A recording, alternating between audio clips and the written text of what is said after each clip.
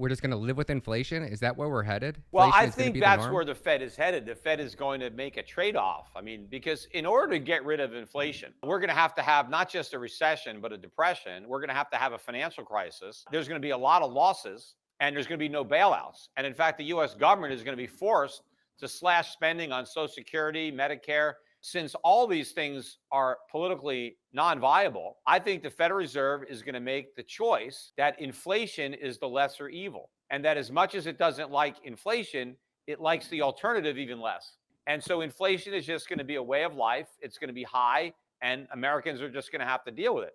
And that's what the markets still don't get. When they do, the dollar is going to crash, gold's going to go through the roof. And ultimately, I think the government's going to make the wrong choice. I think living with high inflation is going to be worse than facing the problem sooner and dealing with the economic fallout through default. That would be better than wiping everybody out. The world's largest economy is in terrible shape. Credit card debt is rising at an alarming rate while savings rates are declining. This demonstrates how difficult it is for Americans to make ends meet. They are using credit cards to pay the bills even though they are receiving multiple paychecks. And currently, credit is expanding at a nearly record-breaking rate. What can be done about this? The well-known analyst and financial pundit Peter Schiff recently alerted Americans to the grave and escalating issue of credit card debt. How bad is it? And how much more can the economy be pushed before it falls off the cliff? Join us as we discuss Peter Schiff's take on the state of credit card debt in the United States. The analyst stated in a recent interview that the overall amount of credit card debt is quickly inching closer to the trillion-dollar mark, signaling a tipping point for the economy.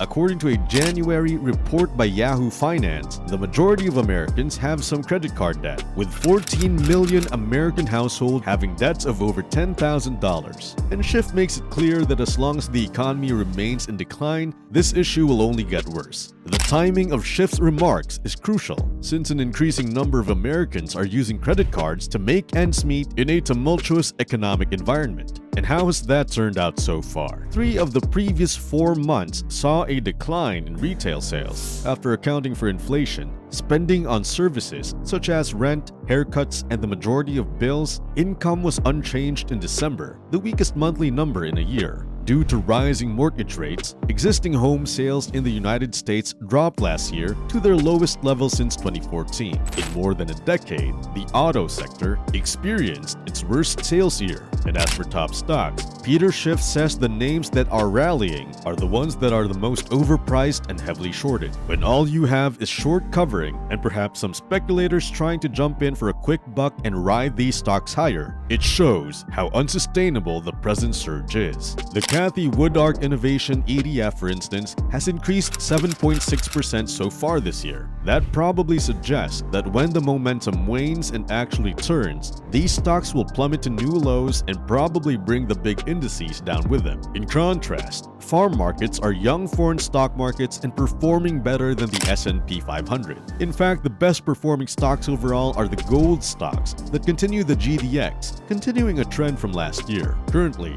the S&P 500 is doing better than the Dow Jones, but the Russell 2000 is doing the best of all, with a growth rate of 3.5% so far. Schiff also makes the observation that many overpriced and heavily shorted equities are driving the rebound, whimpering centers to be fueled by short covering and speculation. He goes on to say that this is an unsustainable trend and that these stocks will probably drop along with the big indices when the momentum runs out. As a result, he contends that the market's top performers being gold stocks is not indicative of a healthy market and that the Consumer Price Index CPI data, which is due out the earliest on December 2022, may provide a reality check. On December 14, 2022, Jerome Powell, the chairman of the Federal Reserve, talks during a press conference in Washington, D.C. The Fed has been aggressively hiking interest rates to combat inflation, which is raising all types of interest rates throughout the economy. But an inflation rate of 7.6% in January 2023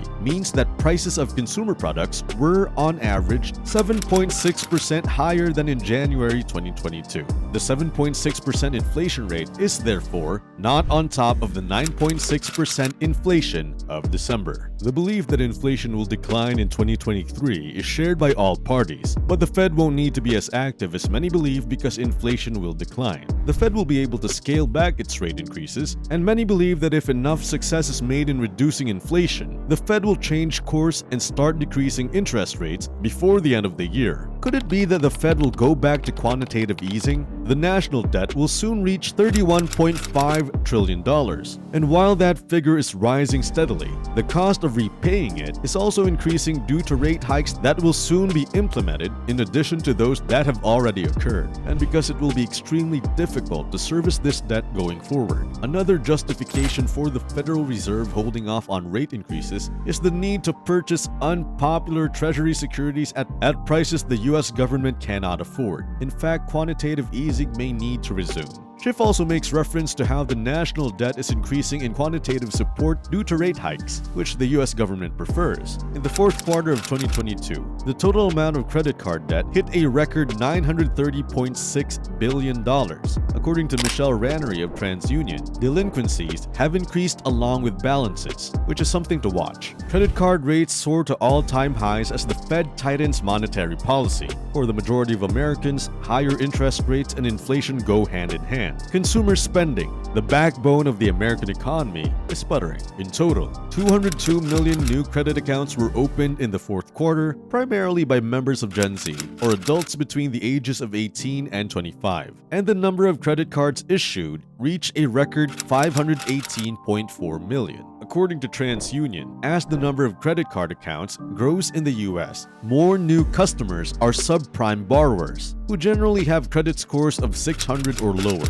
This is partly due to the influx of younger borrowers gaining access to credit cards. In contrast, the survey indicated that delinquencies increased when lenders increased access to less seasoned credit consumers. A payment that is delinquent by TransUnion is one that is 60 days or more past due. As of right now, thanks to a better than anticipated January jobs report, the jobless rate is also at record lows. However, cardholders do have choices, according to LendingTree's chief credit analyst Matt Schultz. And now that 0% balance transfer credit card deals are even more prevalent than they were a year ago, borrowers might be able to refinance into a personal loan with a lower APR. These rates have increased recently as well, but according to Schultz, at 10% on average, they are still significantly lower than what you are now paying on your credit card. And Rossman, a senior industry analyst at Bankrate, suggested that if not, one should return to the fundamentals. Cut your spending, start a side business, and sell items you no longer need, he advised. As the saying goes, a dollar saved is a dollar earned, and every dollar you pay off in credit card debt has an average guaranteed tax-free return of about 20%. According to TransUnion,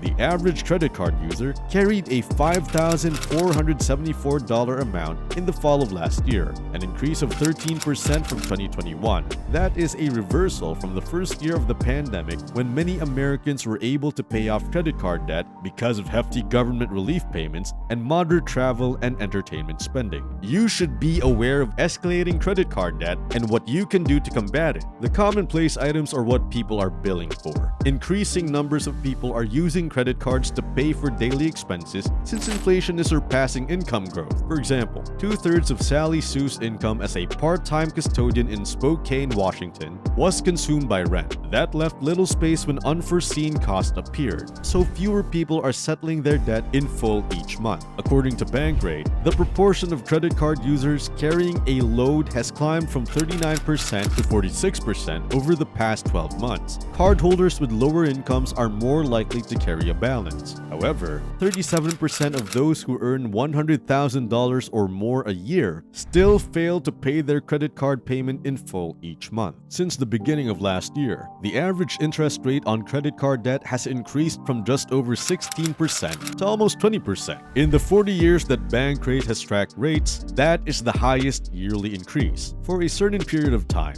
Several card issuers offer 0% interest on balance transfers. As an alternative, it can make sense to get a low-interest period and seek advice from a non-profit credit counselor on how to lower your interest costs. That's why it is advisable to completely disregard prizes if you have debt, but rather focus on benefits rather than the interest rate. It might not be smooth sailing for most people, but where there is a will, there is a way.